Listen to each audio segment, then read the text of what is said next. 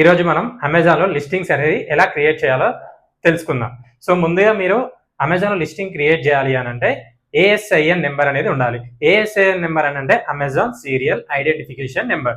So ఈ Amazon serial identification number అనేది మనం గూగుల్ క్రోమ్ ఓపెన్ చేసేసి సెర్చ్ బార్లో ఏదైనా ఒక ప్రొడక్ట్ సెర్చ్ చేశారనుకోండి, పైన మీకు 10 డిజిట్ ఆల్ఫా న్యూమరిక్ కోడ్ కనిపిస్తుంది. సో ఆ ఆల్ఫా న్యూమరిక్ కోడ్ తోటి మనం Amazon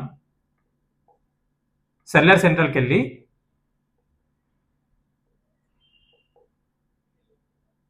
inventory, next manage inventory,